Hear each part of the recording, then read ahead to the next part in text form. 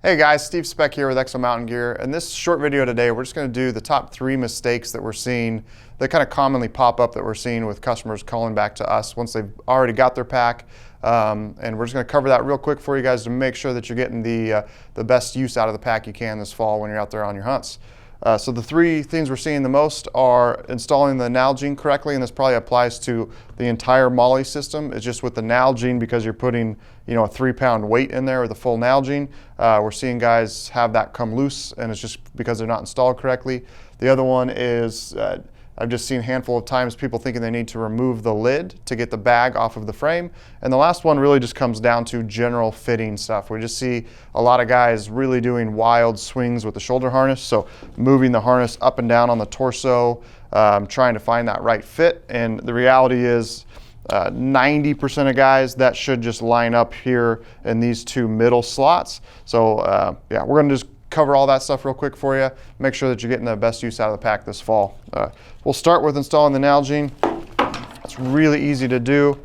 You just simply take this flap here, and then we're going to thread it through, and you're weaving through here, back through these slots, back through here, and then the final step is to take this tab and it tucks back in and up inside there. So when it's finished, it'll be weaved through the MOLLE, and then this tab gets tucked back inside. And that is the critical step right there. That's what's going to actually lock it into place.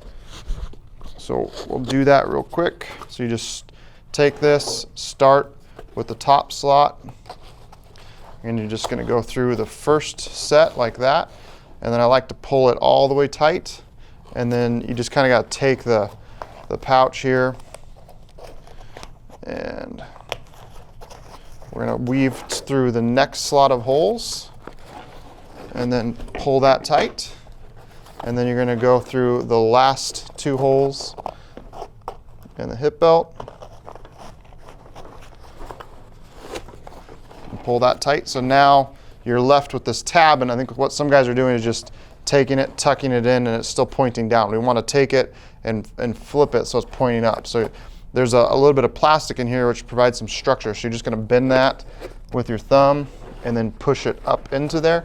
And then I'll just take my hand on the inside and kind of work it so it's nice and flat. And then the last step installing the NALGENE is to take the shoulder harness webbing. You're just going to slide that off, and you've got this slit right here that's cut into it, and that just helps keep that kind of lip open, so as you're putting the NALGENE in and out. So you're just going to slide that through like that and then reconnect the harness.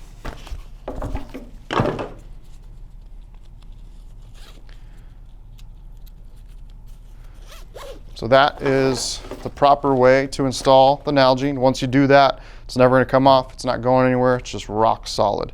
The second one, we're going to jump over to the bag here real quick, is to remove the bag from the frame. You do not need to completely remove the lid. I've just seen that a lot, especially in review videos of guys posting. So just come to the lid, pop it off, and then that's going to fold forward. You just want to loosen up the lid webbing just a little bit, and then from there, you're just going to take and pull the lid webbing out of the way so that you have access to the tab, and then just lift the Velcro up, and then you just kind of hold the Velcro so it's not contacting the hook anymore, and the bag will just lift right off of there. Do the same thing on this side. So again, get the lid webbing out of the way, peel the Velcro tab up, then you can grab onto this loop, pull up, and now the bag's detached. So we simply pop off the bag there, and that's how we're going to get access to the load shelf. Hopefully all of you get to do that this year. Be successful out there in the field and load this sucker up heavy with a bunch of meat. Next, we're going to dive into the fitting. Really just go back, watch the original fitting video we posted for K4.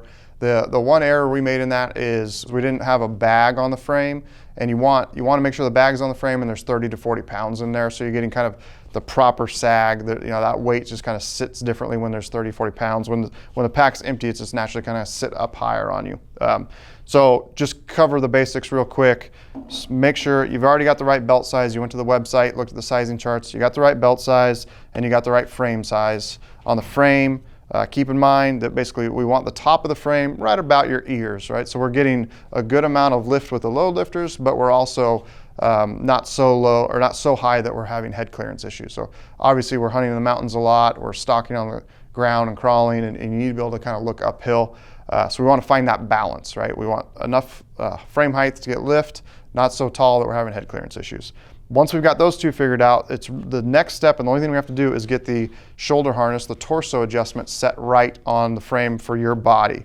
And just keep in mind that you cannot, a lot of guys think by moving the harness up and down that they can change the height of the frame, and that's completely, basically backwards thinking, right? The entire structure of the frame goes from the hips up. So this centered on your hip bones, and then this is all rigid attachment. So where the frame's sitting is where the frame's sitting. You can't adjust it without messing with the fit, and that's the last thing we want to do. So if it is too high, you need to reach back out to us, and we'll get you into a shorter frame by simply swapping out the carbon stays.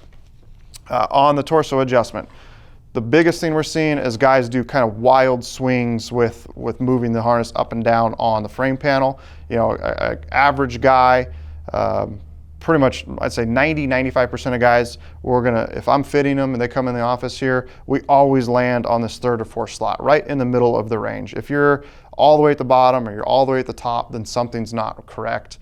Reach out to us, send us photos. We'll help get you going in the right direction.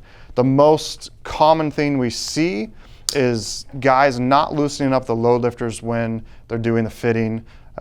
We just had a guy walk in the other day, and he basically brought his pack in and set it on the ground, and he basically had it sandwiched all the way up like that, which told me immediately that either he's not been loosening up the load lifters, or the harness was set too low for him. So if this is where he's getting proper fit, then that means that basically the torso was set too low. There's a seam right here, and that is like when you're wearing the pack, you got weight, you hike a mile, you take it off and you set it on the ground, the harness should be breaking away from the frame right here at this seam. If you're setting it down and it's kind of pinched and sandwiched up against the frame like that, that tells me that something's not right. So kind of start over from scratch, loosen everything up, check your torso height, and go fitting from there. So one last thing to note, we are using more dense foams in the K4 frame, and there's a little bit of break-in period depending on your body and how the lumbar pad's sitting into kind of the curve of your lower back. You know, it might feel great right out of the gate, or it might be kind of like, ooh, that's a little stiff. Just give it some time, you know, go do some training hikes with 30, 40, 50, 60 pounds, whatever. You know, once you got 5–10 miles into the pack, everything's gonna kind of start to soften up and really mold to your body. And then just don't be afraid to kind of micro tune the harness to get that proper fit. Because the harness connection to the frame upper on K4 is so rigid that it's a little bit more finicky than K3 was as far as where that height of the shoulder harness is placed. Just play with it. You know, a ½ inch up, ½ inch down makes a big difference. You don't even have to undo your connection here. Simply just peel off the Velcro, and there's about an inch of range where you can slide that up and down. And yeah, so if I'm out there hiking, you know, hiking in on my hunt, and I'm like, there's a little bit more shoulder pressure than I want, make sure that everything's loose, slide the harness up ½ inch on both sides, set it back down, kind of re-snug things up, hike a little bit more and see how that feels. Somewhere in there, you're gonna find that sweet spot where everything's just really dialed in and comfortable. That covers our top kind of 3 common mistakes we're seeing guys do with K4 packs. If you got any more questions, reach out to us, support@exomtngear.com. Other than that, good luck out in the field, guys.